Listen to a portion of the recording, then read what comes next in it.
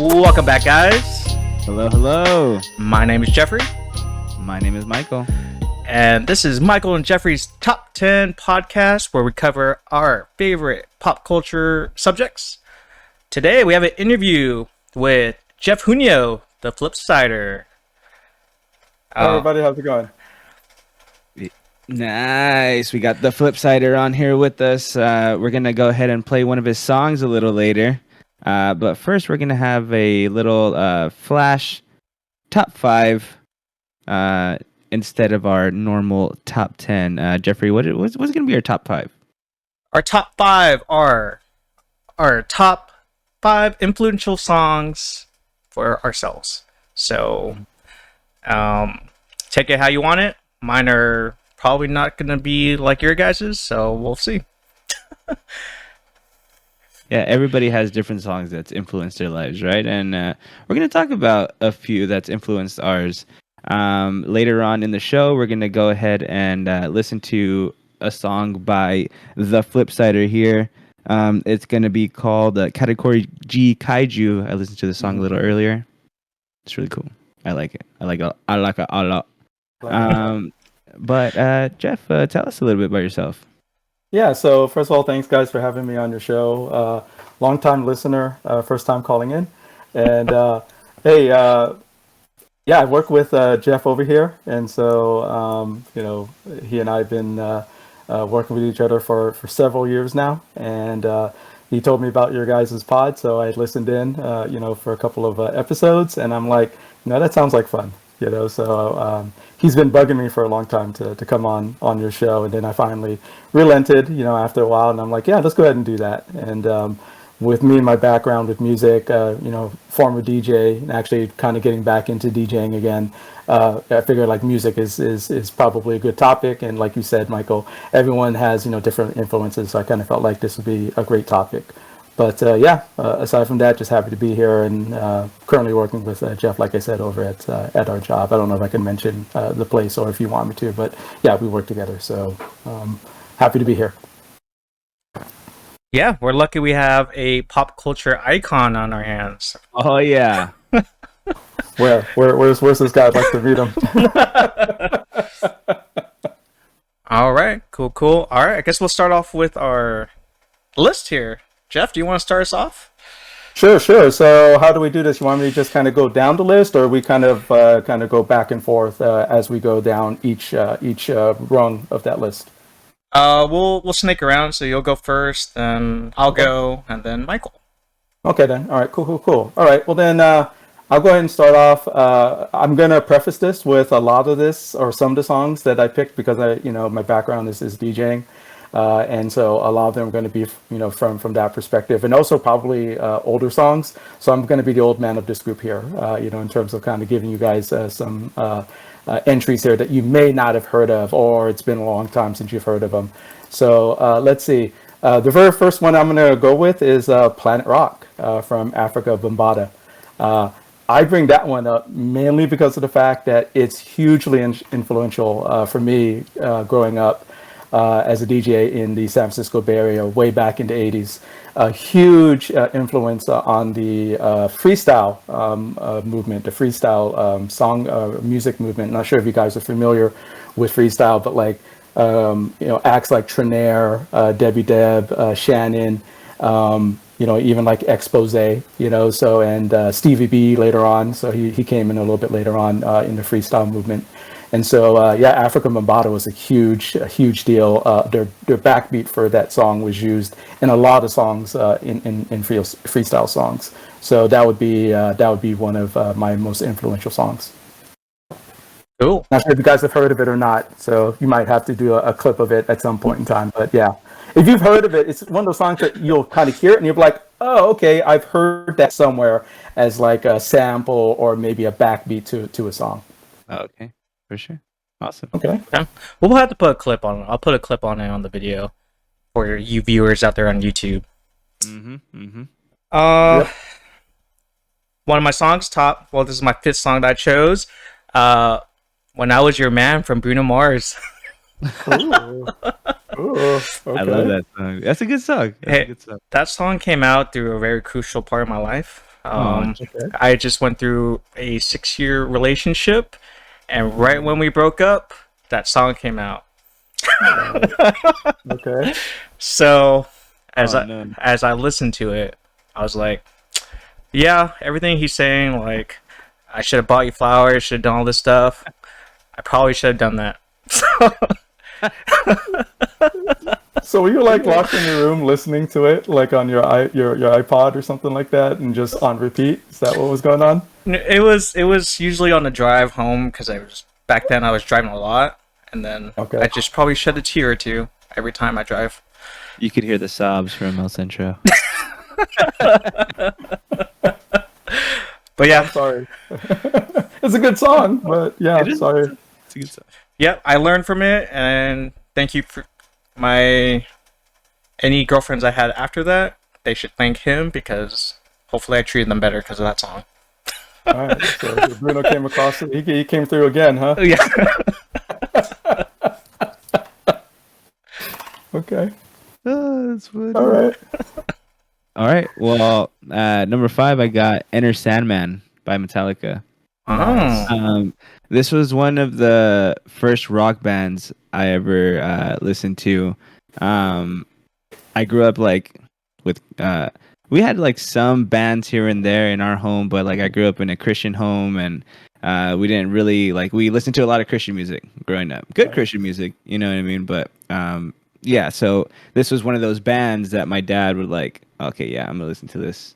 And Enter Sandman was just one of those songs that you heard, you heard everywhere. That I remember the first time I heard it, it was in the garage with one of my uncles, and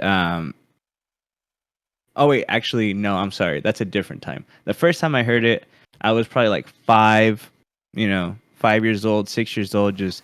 Mm-hmm. Mm-hmm. Oh, Yeah. what is this? And my dad just like, just my dad. He's like, yeah.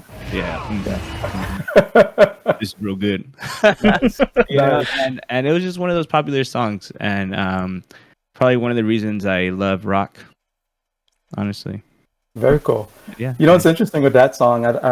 There's I don't know if it's them or not, but I'm convinced that it is the original StarCraft. There's like a mission that you would go on, and there's like a guitar riff that's just playing in the background as like the background music. And I swear to God, it's Metallica. It's like all the time I hear it, and I'm like, that's got to be Metallica. I'm sure it isn't, and it just sounds like evocative of it. But I'm always convinced, that StarCraft, Metallica was able to get themselves on that soundtrack. But that's an awesome song.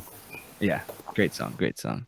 At my number 4, I have a song by an emo band called Senses Fail. I don't know if you've heard of them. This is Phil. No. Tell me more. So I listened to this band probably in 8th, 9th grade.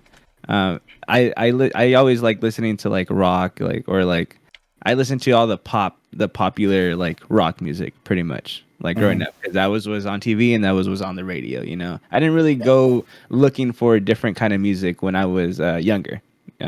Just I don't know. That came later on. But this song, my friend Zachary played it for me. He played this album, and it was the first taste of emo music that I ever got. And that's one of my favorite genres. And I just remember listening to it in his room and thinking like, oh man, this is different. Like, Right. yeah, this is raw, but this is different. Like, what they're saying, like, fuck, like what, really? But it's just like their lyric. This song is kind of like their most like emo, or like you listen to that song, you're like, oh, all right, calm down. Right. But it's just one of those hard playing songs. One of their most popular songs. I've watched them like 3 times. We're gonna go watch them when we were young in October in Vegas. They're gonna be part of the show also. But it's one of their like most popular songs, and that song that they usually play around the end. Okay. But yeah, that was getting me into that genre, and that I still love that genre today. It's one of my favorites. That's awesome. Because I have a song like that later on as well that was sort of like transformative for me. And because, prior to that, I listened to a specific type of genre, so it sounds like you were the same.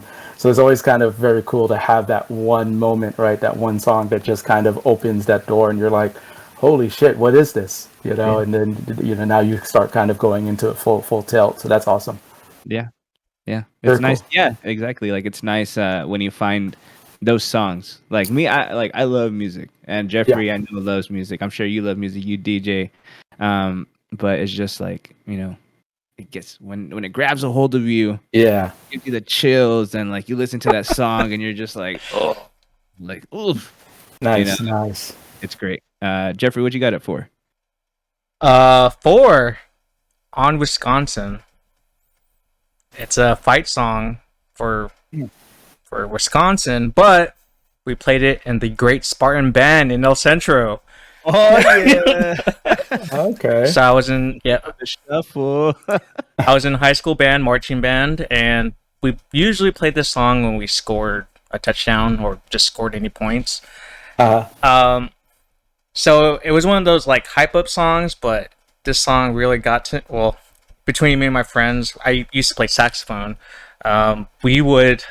There's a part in the song where it kind of hangs, and we would pretty much do a riff or improvise. We would just try to mess up the song as hard as we can and see if we get caught. So I would mark this song as like the beginning of when I started being chaotic and like not following the rules, because I was like, all right, we're just gonna just cause chaos in the song itself. We never got caught, at least I don't think our teacher really cared, but it was so fun because we played the song like 5 times in the game, and we would just butcher it, and it was just a great time. One of my best like memories in high school band. So okay. So you said you played it like 5 times. That means you guys must have had a really good football team if you played it every time you scored a touchdown. No, we do it for field goals, extra points. Yeah. Or when they punt, Yeah. Our junior and senior year, we had a pretty good football team. Okay. But before that, we had been trash for a while. Okay. All right. Yeah. All this time I've known you, Jeff, I didn't know that you played sax. I actually played sax when I was in high school as well, or junior high rather. So I was in a junior high band. I sucked really bad. Like I was not good at all. So, but that's interesting to hear. I thought I told you. Remember, I told you I played the bells, and you got that picture of me, or like you put a baby and put a picture of me playing bells. Well, I'll put that. If you have that picture, I'll put that up somewhere. But Jeff made a picture of a baby playing bells and put my face on it. Yeah, it's the baby, and then it has those little colorful kind of like xylophone, things like that, right? So it's in all the bright primary colors. And so I just put Jeff's head on this baby that had the little, the little tapper thing for the xylophone. Oh, that was great. Well, that was great. Yeah. You need to find it, and we need to post it. I think I have it somewhere. I like to keep those type of things available. All right. Cool. All right. So for me, my number 4 is actually going to be "I Can't Go for That" by Hall & Oates. And the reason why it's on there is it's one of the first songs that I just really remember at a young age, just really, really loving, right? It was just like, it was always playing on the radio. It had a great tune, right? You guys are familiar with it, great melody. And I just remember that kind of really kickstarted my interest in music. Like, obviously I kind of knew music back then, but that was the first one that I really remembered. And like, I memorized the lyrics, and then always listened to the radio. And this is back in the day, right? When you had to listen to the radio and you had to have the tape recorder, and I had to yell at my brothers and sisters, to shut up so that, they wouldn't be caught talking, while I'm recording the radio and stuff like that. So I would play that back and then, hopefully get like that sequence where the DJ doesn't cut it off at the end because they have to say whatever they're going to say, But that was like one of the first songs I can really remember just loving. And obviously, it's been influential in hip hop, right? That melody's been sampled, used all over the place.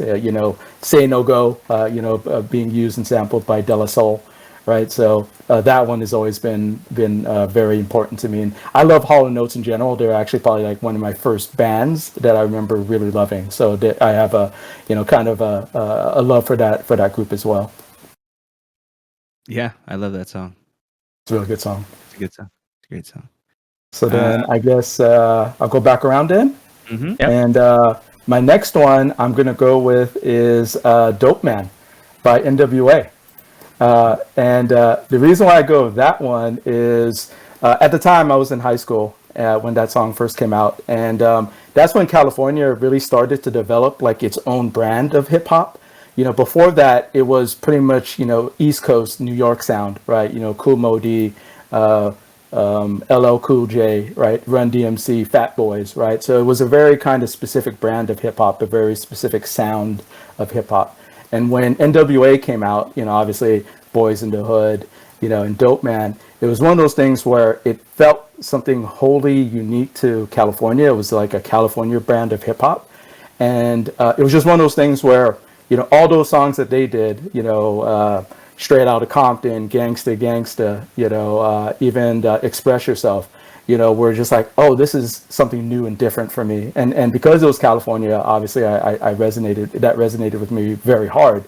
And so, it was the start of what became gangster rap. And then obviously, with Dr. Dre, you get a sense in Dope Man, right, of some of his producer chops, right? You get a sense of like, hey, this guy actually has some chops, and obviously he ended up being who he was, several years later, and now, a multi-billionaire with, Beats by Dre being, acquired and whatnot. So, yeah, from the streets of Compton to, big wig at Apple, who would have thought? But yeah, Dope Man. That's where it started. All right. What you got at 3, Jeff? All right, I'm gonna butcher the name because I can't roll my R's. Uh-oh. Dansakuduro Ooh. by Ooh. Vincenzo. Yeah. So this song, I myself am not a big dancer, but I will dance to this song. I don't know why. Whenever this song pops up, I will dance to the song for some reason. This is why I like. I just remember. I don't know if you were there, Michael. We would play that song during Thirsty Thursday. We're Thirsty Thursday. We're drinking, Jeff, and popping on, and we're a bunch of guys just dancing with each other to the song. So Okay. So this is Danza Kuduro. Is that the one you're talking about? Yeah. Okay. That's a great song. Yeah, I love that song. And then my sister, they knew I really liked that song. So both my sisters, they played. This was the first song for their weddings for both of them because they knew I would like go on the dance floor and just start jamming out. Right. So Right. it's a good party starter. So Well, that's a great song. I got to have a confession. That was actually on the cusp of my top 5 as well. So that's very interesting. Yeah. I loved it when it came on. What was it? Fast 5 for the Fast and Furious, right? Franchise. So great song. Yep. Not a big dancer, but if you guys play the song, I'll just start jamming. I'll dance to it. Michael, we know what we need to do, right? we know what song we got to just put on repeat. Yep. Mm-hmm. He won't Make be sure you're thirsty, right? Right, Jeff? Yeah, you're thirsty. I guess that's the other part of it. Cool. That was my number 3. Nice. All right. At 3, I'm gonna take you guys way back. Oh. I love the movie Grease. Okay. All right. It was one of our family movies that we would listen to, or that we would watch, and we had a tape of it. We got the CD when it came out. Grease Lightning. Okay. Huh. Interesting. That song is probably when we were little, we would put that movie on like repeat on VHS over over and over and over.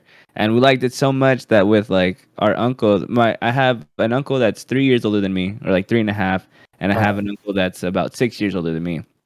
Had my sister, my aunt was pretty young also, and so we would like dance to these songs, and like we would play the songs, and we tried to do the dances on that were playing in the movie, and Oh, Chris Lightning, go.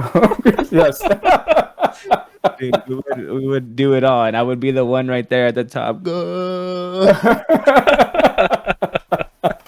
And that was That's awesome.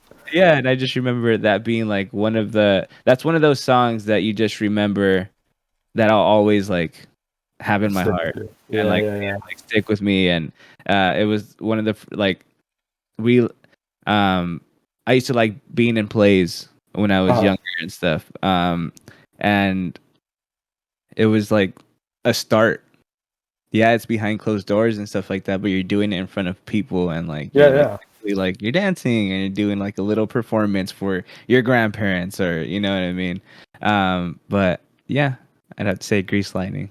That's awesome. Okay, I pegged you as a Sandy man there, Michael. So, but hey, you know that's I got love for Grease. So yeah. That's awesome. Yeah, you see Sandy in that. R.I.P. R.I.P. Sandy. Yes. Rest in peace, Olivia Newton-John.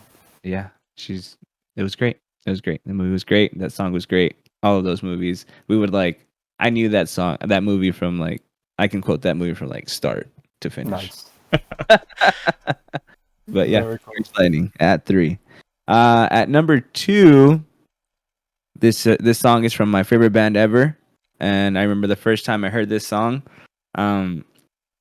My uncle had played it. This song is Chop Suey by System of a Down. Mm-hmm. One of my favorite band like ever. I've watched them 3 times. Maybe 4. I don't know. I don't remember. Anyways, when I first listened to this song Chop Suey, it was different. It was like, ooh, what is this? What is this? And then after this song came out, this song was on the radio all the time. Mm-hmm. On the rock stations, even on the pop stations. Like this song was like on all the time. The video was a trip. It was crazy. Mm-hmm. Or like it just looked weird because there was these 4 guys that you like, I don't know. You didn't seem that they could play this kind of music. But they had like tattoos everywhere, and right. And they're like making these faces, and you know, like just different. They were different, and like that song just stuck with me. And they're my favorite band. Every song that they make, I could say that I love. For me, there's no bad System of a Down song. But that was the first song that came, and then after that, my uncles had bought like the Spiders album and Steal This album. My uncle stole the album. He was like, "Oh, look at what I did." And so, yeah, Chop Suey, great Very song. Cool. Nice. Classic. Oh my god, I can't believe you say classic now. Right? Exactly. All right. My number 2, Dead on Arrival, Fall Out Boy. So this made it big. I think Guitar Hero. Was it Guitar Hero? Rock Band. So Rock Band, I will play drums. I would sing to this. I kill it when I sing this. In a good way. And guitar, whatever. I'll play whatever on this song. I'll play all 4 at the same time if I could. But yeah, this song holds a good place in my heart because this is usually one of the first songs we play in Rock Band, and usually it's my family. And back in the day, we don't do it so much now, but we used to live together, and we play Rock Band all the time. That's what we do. We drink, play Rock Band, just have a great time. So a lot of good memories came out of Rock Band, but this was usually the show starter. But yeah, this same thing with the last song. If you want me to sing, you play this song, and I will sing it for you. So I have these triggers. If this song comes up, I won't dance to it. I don't think you can, but I will sing to it. Okay. And this song kind of solidified me going to, I don't know, if you would call this emo. It's not quite emo. It's like, but It was like, I think they might be classified as like pop emo. yeah, it was But like this, a gateway drug yeah, yeah, into that yeah, genre. definitely a gateway drug into that genre for sure. Nice. Yeah. So yeah, that's how I started listening to all the other guys. But Fall Out Boy is kind of where it started, and Dead on Arrival is where it all started for emo. Nice. Very cool. I'm learning a lot of stuff about you, Jeff. So now I know how what I need to do to get you hyped, get you going. You know, We hear Dead on Arrival in the background and one of the main. Right. And Danza Kuduro, that's the follow up. That's the chaser. Jeff, you know how to get me going. I do. Without the music. Imagine now I have the music.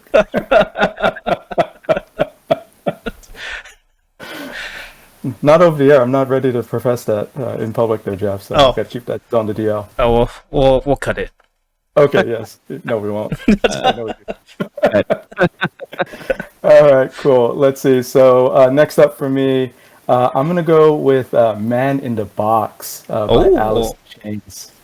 So interesting thing is at the time I was living in Seattle. So I went to school in Seattle. And I was living there like at the end of the 80s, early 90s.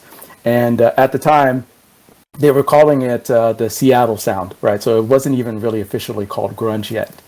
And so I was in the music video business. And so we were doing like, videos and, doing like recordings, because we're a local Seattle school. A lot of the local bands would come in, right, and do recordings or help out and stuff like that. So it would help us and then it would help them.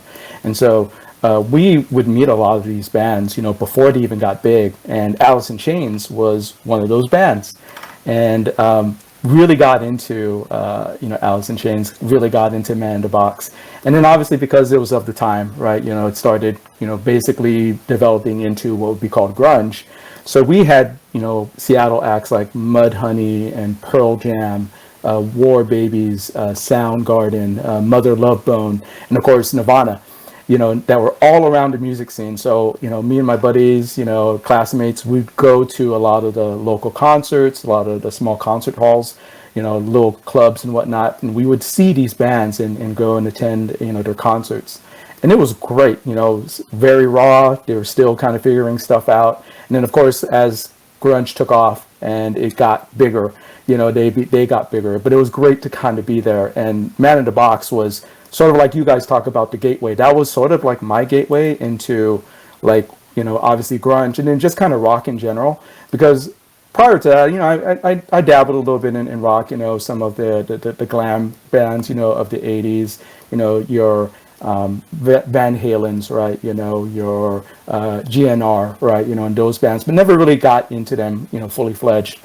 It wasn't until after my time in Seattle, and of course, that was the most influential thing at the time, and so got really into that, and that kind of segged me into all those other bands, and then more so into like more of the kind of what rock ended up going into after that. So Green Day, right, was another one that I started kind of following after the fact, but it was my time in Seattle that really kind of prepped me and got me into and opened that kind of like avenue for me. Prior to that, I was very much a hip hop head. I guess you guys can tell, right? That's been my primary kind of focus. And so I thank Alice in Chains and Man in the Box for that. It was a great song and opened up a new headspace for me. In terms of listening. Cool. All right. First time I listened to Alice in Chains, it was because I watched Wayne's World. Mm-hmm. Yeah. Yep. First time I listened to Bohemian Rhapsody. Yeah. Yeah. Yeah. It's crazy to kind of, see where these guys ended up going, and me just kind of being there, like just a fly in the wall and kind of seeing these guys, like before, it's almost like akin to you guys, right? You guys are going to hit it big in the next 2 to 5 years. And I'll be like, I knew those guys, when they were just talking to me, a local nobody, so, it's kind of cool to see that. Hey, you're the Flipsider, all right? Not nobody. All right. Yeah, I'm a nobody outside of my family. How about that? All right, we'll take it. We'll take it. Cool, cool, cool. All right then, and then coming back around, I'm gonna go with "Don't You Worry, Child" by Swedish House Mafia.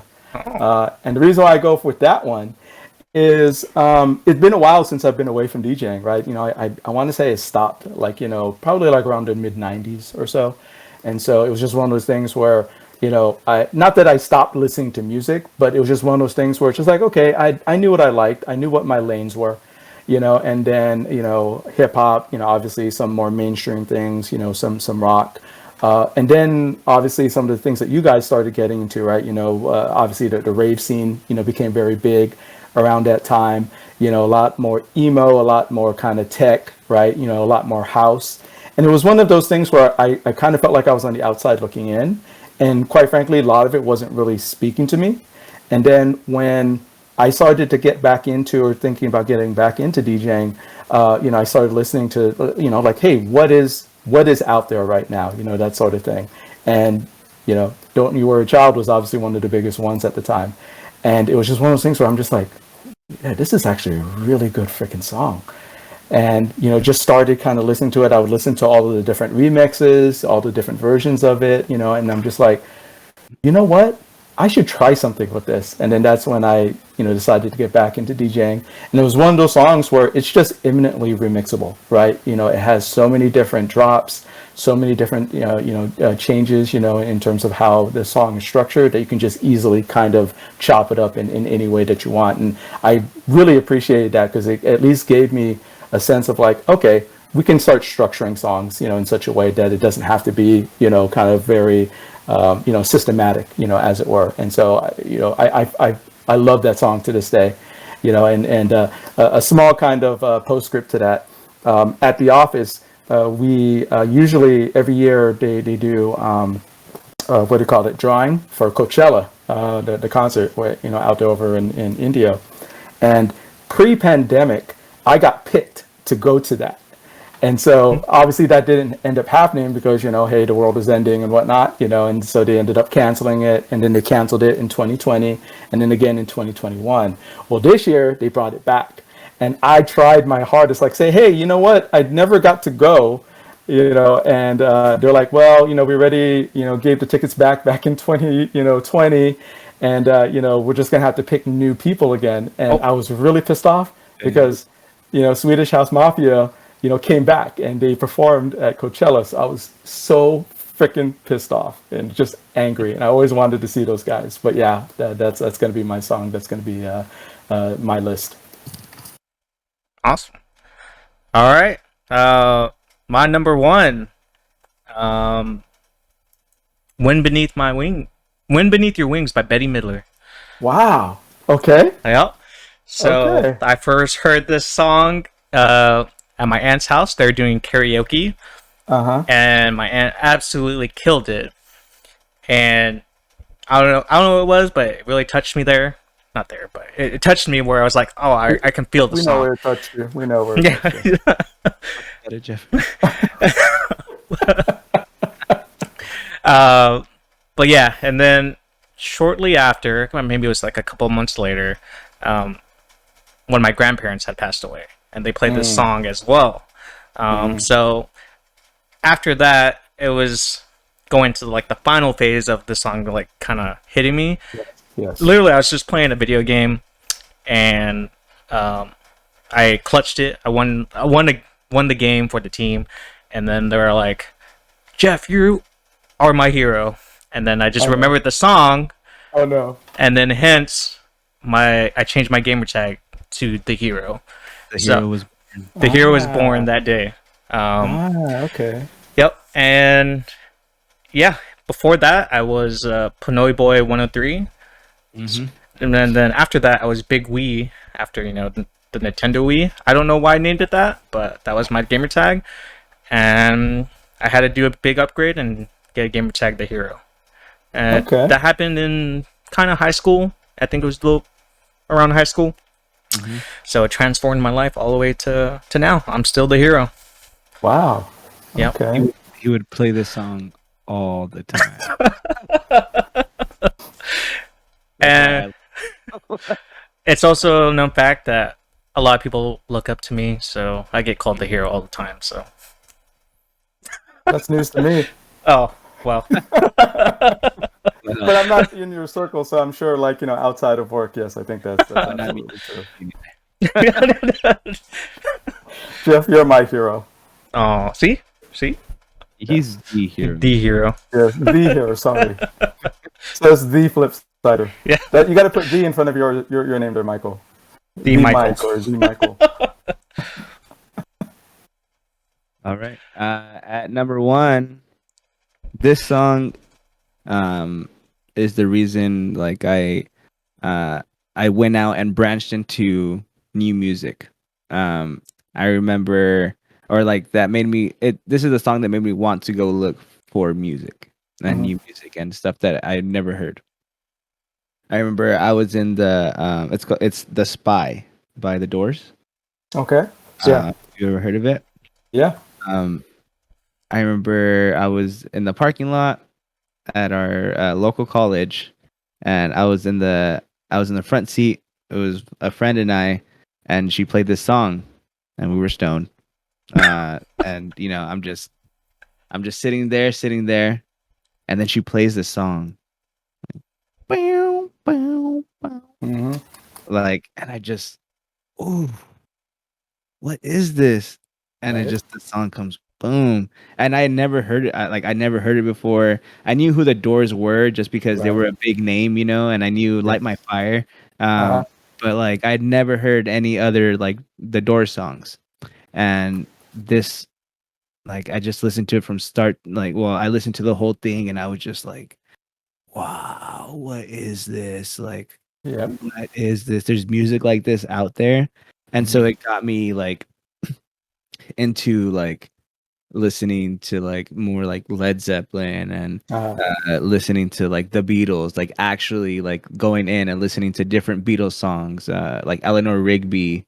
Like I I would have never really like looked into more of the Beatles songs other than like those top, Beatles songs, and like Simon and Garfunkel. It got me like super into that and like just like folk music, and like then I started just listening to like jazz, and like I love jazz, and then like just it started getting me into like all these different like things. I was like, fuck, I've been missing this all my life. That's awesome. No, that's really awesome. And With the Doors is interesting. I got really into them when I was in Seattle, and because obviously now I'm like I said, it was an awakening for me, and I was like surrounded by folks who were listening to different things, and so that was really great. And around the time that was when they did the Oliver Stone movie with Val Kilmer as Jim Morrison, and so it was one of those things where it was just almost kind of like required listening while we were there. I'm in a music video school, so it was just like really got heavily into the Doors, and The Spy, that's a great song. So that's awesome to hear, that hit you like that, so that's great. No, yeah, it just like it opened the doorway to music, like or like to trying to go and explore music. And I listened, like I love the Doors like since then, or like since that time, like The Spy is probably my favorite song. Touch Me is like right there also. But yeah, The Spy. That's very cool. No, that's awesome to hear that, because I had that problem too, right? It's just like it's always about whatever's the new, right? And what's the new thing, and what was old is old, and that's just passé. But it's just like, no, all the stuff even now, is built on the bones of all those things that came before. It's just obviously it's repackaged in a different way, but it still has, a foundational, element, to what is here now. Because I don't know if you guys watch it, but I just recently watched the Elvis movie, and so kind of getting into it, and it was just like, okay, I grew up, I was old enough to remember when Elvis died. And he was 7 when I was 7 when he died, and so I didn't really like know who he was, but I knew of him, and so I remember that. And my father was really into like crooners, right? So he was into, Wayne Newton, Elvis, Engelbert Humperdinck, right, Tom Jones, all those guys. And so I was kind of steeped in that. And so, but never really had like a huge appreciation because it's like, oh, that's my dad's music, right? It's old people's music. And then, as I got older, I started to have more appreciation for it. So it's awesome that was your gateway to start opening up to, what came before. So that's great. I'm loving that. Yeah. So that was our top 5 influential songs in our lives that we've had. Like I said, everybody has a different pathway and different, thing that they live by and stuff. But something that we can all like agree on is great music. Yeah, like awesome. I've got a couple now. I need to listen to some of your guys's examples and stuff like that. Your list. So. Oh, yeah. Particularly the emo ones. I think that's I'm very blind in that regards. So I need to open up into those areas. Oh yeah, we'll put all the songs in our bio and down below, so you guys can check them out if you haven't listened to them. Very cool. Down there. Nice. But right now we're gonna go ahead and play one of the songs that you made called. Cool. What's it called, Flipsider? It is called Category G Kaiju, and I'll give some backstory of the title and how I got there. The subject matter should be very apparent, after you listen to it. All right. So, without further ado, we have the Flipsider with Category G Kaiju. Hope you guys like it. Enjoy.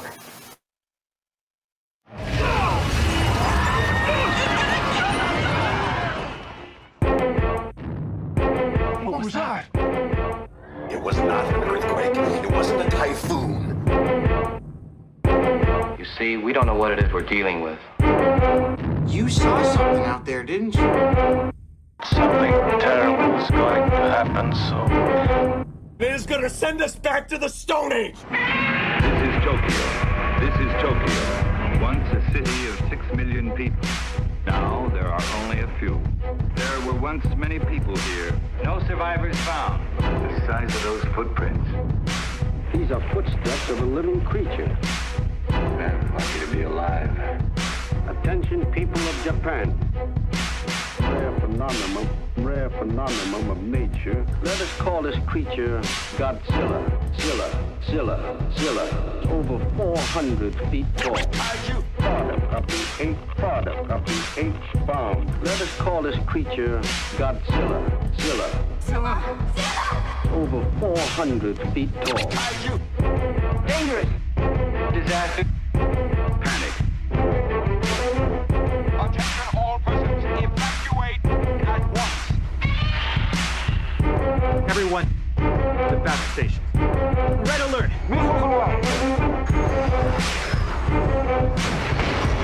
No effect, sir. Do you think that will destroy Godzilla? Artillery shells can do nothing to stop it. How can we kill Godzilla? If we don't defend ourselves from Godzilla now, what will become of us? Never seen anything like that. There will be killed! The world is coming to an end. I'm saying a prayer for the whole world. What just happened? Rare phenomenon of nature. Let us call this creature Godzilla. Zilla. Over 400 feet tall. Product of the H-bomb. Let us call this creature Godzilla. Zilla. Over 400 feet tall. Dangerous. Disaster. Panic. Attention all persons, evacuate at once. Everyone, the battle station. Red alert. No effect, sir. I hate Godzilla. I hate him too. I hate him. He's destroying cities. Check the news. We interrupt this program to bring you an emergency news bulletin. Emergency. Godzilla, appeared at Toronto. Everyone, it's all right. It's a little tremor. Party's still going. Rare phenomenon of nature. Let us call this creature Godzilla. Godzilla, over 400 feet tall. Product of the H-bomb. Let us call this creature Godzilla. Over 400 feet tall. Dangerous. Disaster. Panic. Attention all persons. Evacuate at once. Kaiju. Everyone, the battle station. Red alert. No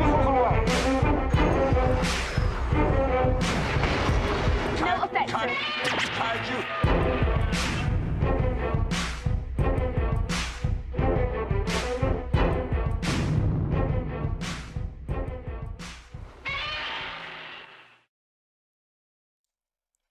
All right, that was category G Kaiju from our boy the Flipsider.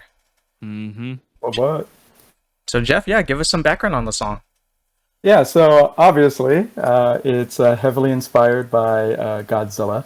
And so I'm a big Godzilla nerd. Grew up loving Godzilla, followed Ultraman as well. All of those kaiju movies, right? In fact, I think back then, we didn't even have the term kaiju. We just called them like monster movies, right? Big monster movies or whatever and stuff like that. Monster costume movies, whatever. And so, just loved it. And so I did category G Kaiju, I want to say back in 2013 when they were doing the remake or the update for Godzilla in the States, right? And that was the one with Bryan Cranston. And so when that movie was, getting ready to be released, I'm like, you know what? I've been wanting to kind of do a song, right? Just kind of put something together on my own. And I just decided, I love Godzilla. It's a subject matter I know. And so I just decided to just go for it. So I grabbed clips and audio clips everywhere, from the trailer for the upcoming movie to all the old Godzilla movies, even just things that are sort of kaiju adjacent. So Pacific Rim, Is This the End, right? The comedy. And so I just kind of grabbed a whole bunch of stuff and then basically, constructed that song that you just heard. And I did that in that was all software, which was kind of odd for me. It was a new thing for me. I had, obviously my background was DJing, so a lot more tactile, and it was weird to kind of move into, software only and working with just waveforms and moving those files around. But I was able to kind of get it together and put it at least in a place where I felt like, okay, this is what I like. I always wanted to kind of go back to doing it maybe a little bit more organically, but it took so long. I want to say it took me about almost 2.5 months to put it together, to gather all the material, right? All of the different waveforms and whatnot, all the different clips that I had to grab from different sources and put that thing together. But I feel like it was a great, at least like for me, a great first try. And obviously the two kind of like the driving kind of like bass line in the back is the original tune from the Godzilla, what do you call that, movie, right? From Akira, and I'm probably going to mangle his last name, Ifu Kube. And so that was his actual songs, right? The orchestral, right? Da-da-da. Right, and so that was the basis of it, and then there's like that kind of dun dun dun dun dun dun dun dun dun dun, and so I just basically took those, and then that was the backbone for the track. And once I got that, then I figured, okay, now I can kind of structure it. And I'm not sure if you guys picked up on it, but it's just like I tried to kind of tell a story as I'm going through with some of the some of the clips, some of the audio clips and whatnot. But it was a great, it was fun. I obviously would redo it again, kind of with everything that I've learned since then, but I enjoyed it and I loved it, and I was able to get it out. That was my goal, is to get it out on the day that the Godzilla movie landed in theaters. So that was like a goal for me, and I was able to do that. Nice. No, yeah, I have I have memories of watching all of those Godzilla movies when I was a kid. My dad used to play all those movies, and I just remember that. I don't really watch them now. I've tried to watch them now because I've tried, Yeah. But when you're at that age and you had that technology, like when you were that young and it's like VHS and like these things, like it's all you had. Yeah. That was what it was like for the time. So at the time, I'm like, it's like, oh, these monsters are fighting right now. Yeah, yeah. Like these people are scared. Yeah. You know? And so I don't really remember like the whole plot of the movies or like backstory and stuff, but I always have fond memories of like when people bring up Godzilla or I remember the first Godzilla that I saw in theaters, of course, was the one with Matthew Broderick. Yes. It's Godzilla. Yeah. Oh my God. I always refer to that one as the bastardized Godzilla. Like, so I refuse to even acknowledge that one exists. The baby eggs and stuff like that. Yeah. But yeah, like I love Godzilla.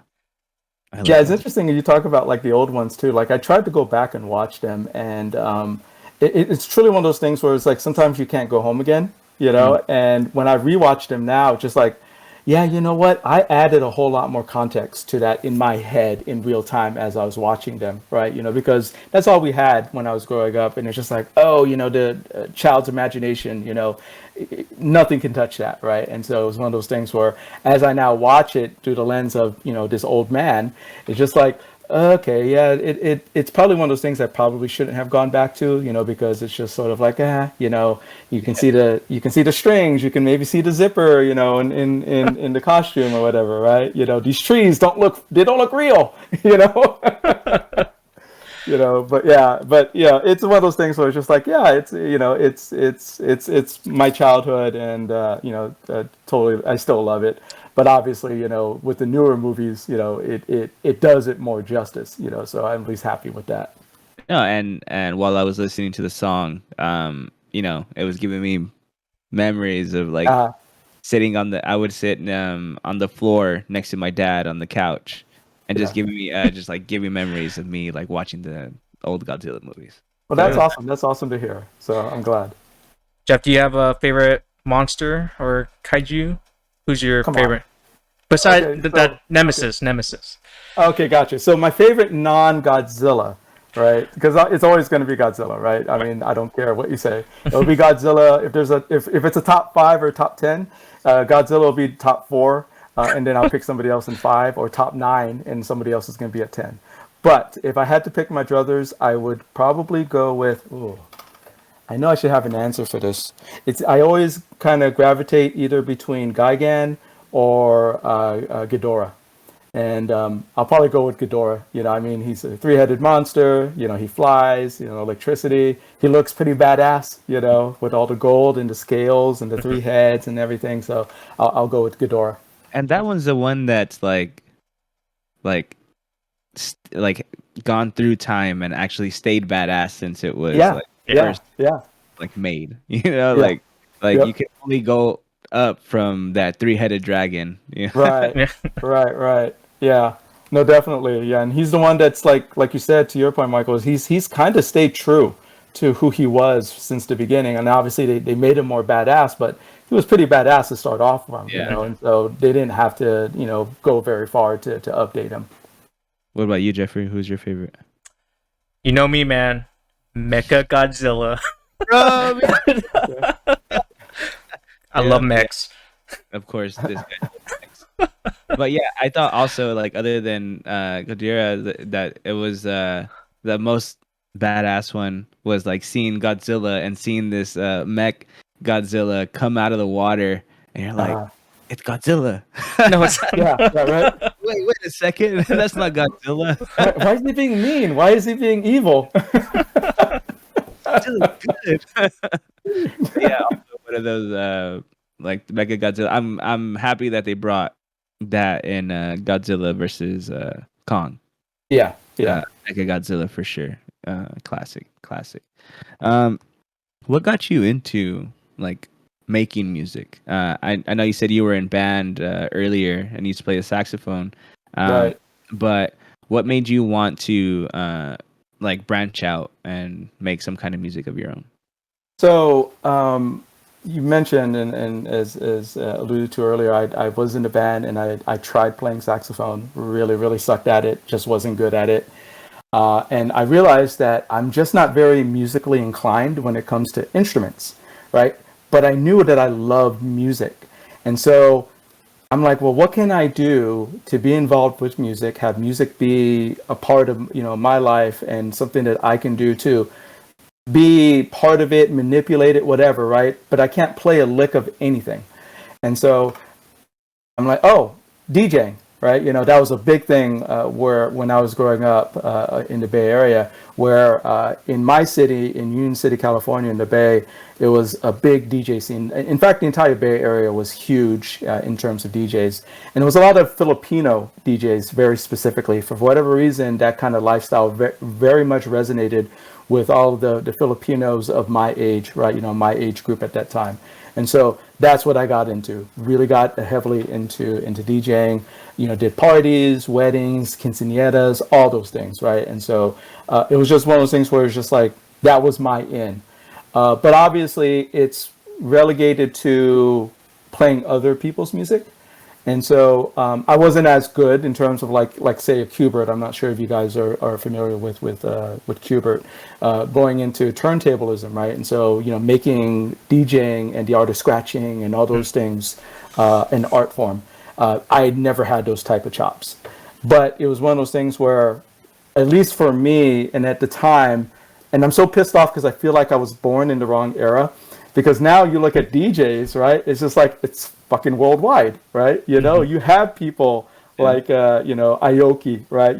Kind of just doing their thing, and touring in Europe and Ibiza and all these places all around the globe. And I kind of feel like if I was born in this era, or at least being able to do that, it was like that probably would have been where I went into.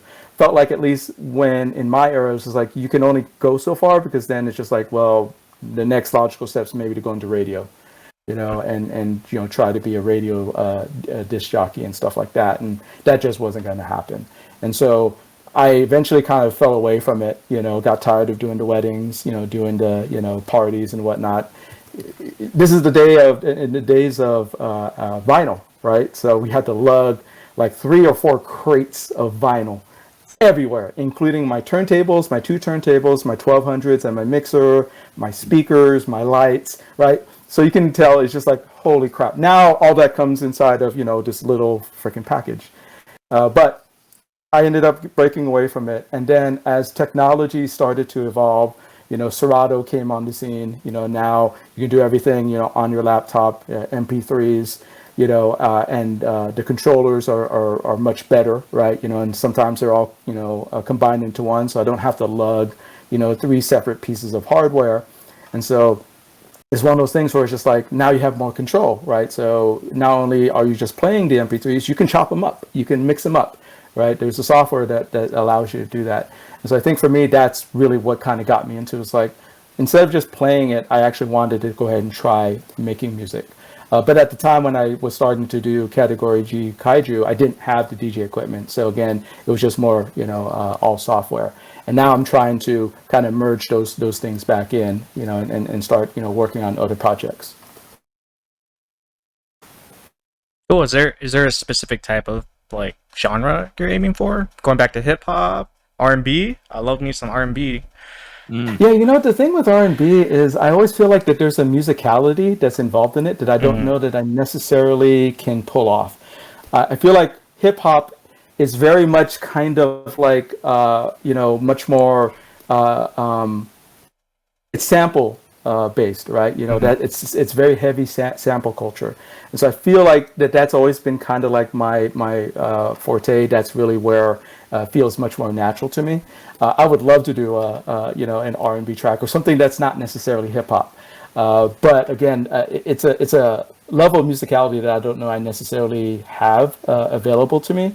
But maybe I might surprise you guys and try something like that. But I'm thinking the next one will probably be maybe a little bit more dance oriented, maybe not necessarily hip hop, but something a little bit more that where production values I think are can kind of come to the fore, and dance music fits that mold very very easily. What's the process that you have, like when you make a song, or like was that your first song that you've ever made, or how many songs have you made? Actually, that was the very first song that I ever made, and it was one of those things where that song actually was gestating in my head for probably a good 5 years before it actually happened. And the bones of it was because I was listening to, the original soundtracks from Godzilla, and listening to the orchestral arrangements, and I'm like, there's something here that I can take, I can use. And so that was really the genesis of it, right? It was that, da da da da da da, and then the violins dun dun dun dun, and I'm like, so I did a real kind of crude, kind of mashup of it, just a kind of proof of concept, if you will, and it worked. But then it was one of those things where at the time I think it came in too early for me, where the technology wasn't there for me, readily available for me to be able to do that. And so then when that stuff started coming back around, and because of the fact that the new Godzilla movie was coming out, then it was just like, hey, that's the impetus for me, right? That's the motivation for me to go ahead and do that. And so I had the kind of the inspiration, it's going to be a Godzilla song. I knew what that was going to be. And then once I had that, and I was motivated to start making it happen, and I had all this, software and technology available to me to actually do it, then it was more like, okay, well, what's the song going to be about, right? If anything, I can't sing, right? So I'm not going to sing, right? I'm not going to do vocals. I can't really find anybody to sing or do vocals. Well, what can I do that's available to me? And so it's like, oh, well, I'm just going to go ahead and lift, pieces from the movies, from trailers, from commercials, whatever the case may be. And that's how I kind of constructed it, right? So I had to sift through literally like, hundreds of hours of kind of like audio, listening to the movies. And it's like, oh, there's something there. I can use that. I can take that, right? And so the sound file that I have for everything is just like, it's this jumbled mess, but I was able to kind of make heads or tails of it. And like anything else, it's like, I want to tell a story. And so what was that story? So in the beginning, it's sort of like, hey, Godzilla, what is that, right? It's a mystery. And then all of a sudden he reveals himself, and now he's wreaking havoc, and then it's just like, what are they trying to do? They're trying to stop him. Oh, nothing's working against this guy, right? And then kind of like, put that in the bones of a song. Awesome. Do you sing in the shower? I used to, not so much anymore. I'm trying to think what I would usually sing. Back in the day, I probably would sing, what was that one song? I used to sing quite a bit at karaoke when I would go. It was I think it was Have You Seen Her? Baby, have you seen her? Mm. Ooh. Da da da da da da da da da da. I was a big shower singer. There's this one. There's a story I love that my sister. When I was younger, I would sing in the shower. Like, sing. Like, I would take my stereo into the restroom. Oh wow. Okay. And I would like blast the music like so high, and I needed music in the shower. Like I still do. Like, I need it, and I would always sing these songs, and I would like sing my freaking brains out, and like feel it and feel everything. And I never knew that everybody can hear me still. It just didn't register because I couldn't hear myself in the shower. So like I would like sing so much or sing so loud and whatever, but as long as I couldn't hear myself over the over the music, I was good. There was one day that I'm with my wife when we first like moved in together, and we're talking to my sister, and my sister goes, "Does he still sing in the shower?" Oh my god, and I just started busting up laughing, like, oh man, like that realization of like, yeah, I've been doing this for 20 years. Oh, so that was the realization, is no one ever said anything to you prior to that? No one ever said anything. Wow. Oh, you must have a great voice. Probably that's why they're like, he's got a great voice, so we're not going to stop him. Oh no, I think they just embarrass me. Okay, all right. They're probably like, he likes to do it. Nah, we'll leave him alone. Okay, well, We'll leave him. well, that's awesome. You do you, Michael. You continue to sing to your heart's content. So Oh, yeah. that's awesome. Nice. Yeah. Very Yeah. cool. How about you, Jeff? Do you sing in the shower? I'm not a nope, not a shower singer. Okay. All right. Yeah. Sadly not. Sorry, guys. Okay. I get my business done and get out. All right. Okay. Then I shower.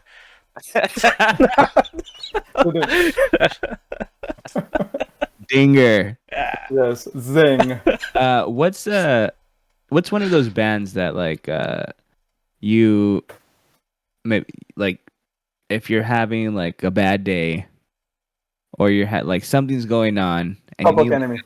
Public Enemy? Yes.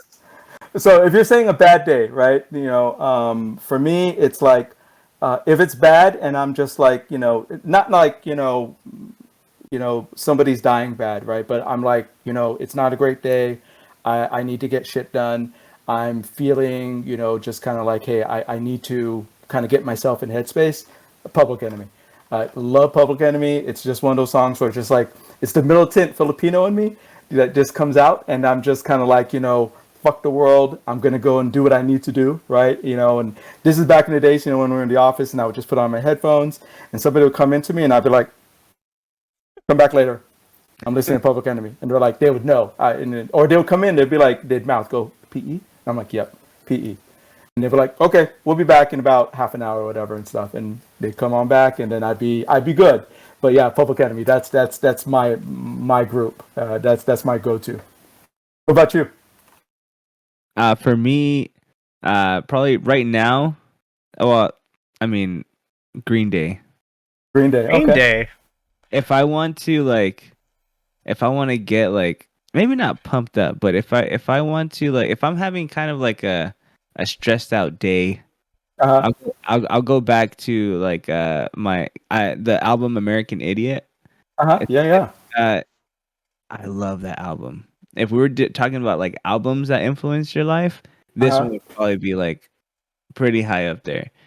Just because at that time, it was when Green Day like started like looking emo or whatever. Yeah. They changed like their whole style, and a lot of people didn't like it. And I could say that when I first saw Green Day, I was like, "What? Who are these guys?" Like, right? Yeah. Happened to Green Day, and the first song, American Idiot, it was just they played that song kind of out of context. You need to listen to that whole album to like really enjoy it and understand it. Like when like playing the singles like doesn't give it any kind of justice. Like playing the singles, you know what I mean? Like you got to play start to finish. So I would probably have to say like sometimes I'll go back to that one, and then their next album, 21st Century Breakdown, to like that or like something emo.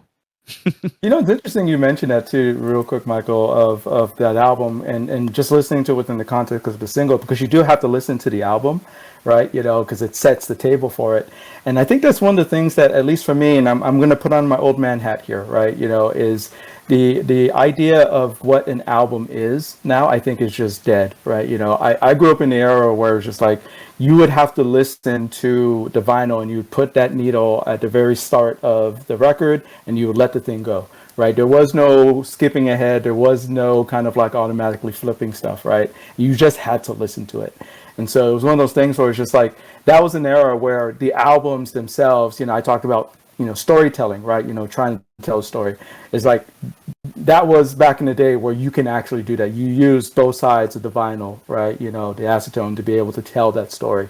Of course, you have to flip it and then go on to the next one. But there was a very, very specific kind of progression, for the serious-minded artist, right? And that's just something that just doesn't exist anymore, in these days now of iTunes and Spotify and being able to just kind of play everything at will, which is great on its own. But I think that's something that's definitely been lost. So you bring up a very good point, in relation to that album with Green Day.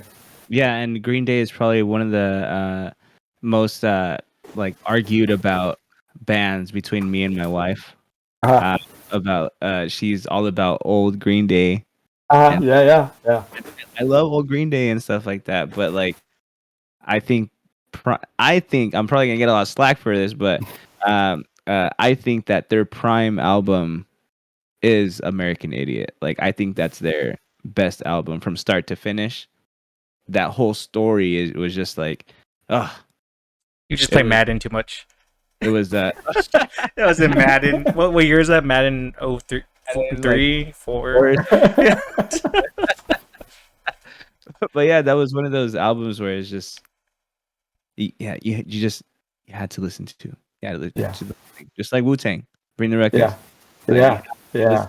Whole album, like also like Eminem's albums, he always had like stuff in the middle. Like you had to listen to the album where sometimes you didn't get the song or whatever. So yeah. What about you, Jeffrey? What's one of your bands? You know what? I didn't look at music the way like you guys do. I didn't always look at it as like a story as far as like an album goes. So it's kind of interesting you guys kind of brought that up. Now I have to like go back and see like the progression of things. So for someone like that's into music, like, well, I guess it's more musical playing. I didn't notice that.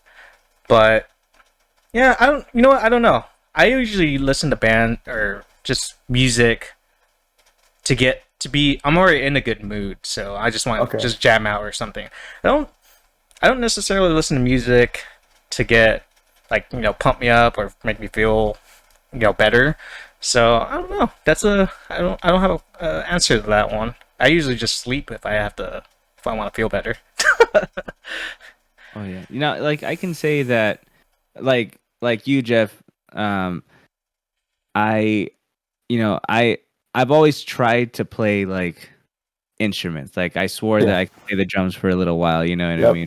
Like, I was just banging away. And like I try to pick up the guitar, or I try to pick up an instrument, and I just I love music. Music. Yes. If I could pick, like, you could lose movies or you could lose music, I would definitely pick music, like any day. It's just the way it makes you feel when you hear like a song for the first time, or that song that you just love.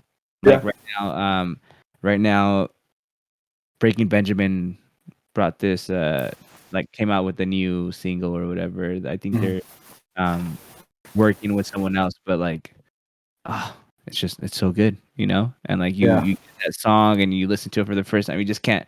I love when you get that song and you just cannot stop listening to it. You can't until you get sick of it. And after you get sick of it, it goes in the back. And once you play it again, you hear it on shuffle, you totally kind of forgot about that song. Exactly. Memory, or it comes up, and then you're like, oh shit, this song, and then you like hear it again for so long, Exactly. Now it's back in your rotation again, right? For the next 2-3 weeks. So the last question I had for you is, if you could like collaborate with anyone, like dead or alive, what are a couple artists that you would want to collaborate with? Let's see. I think because I'm not an artist per se, right? In terms of like again, musicality, being able to play instruments.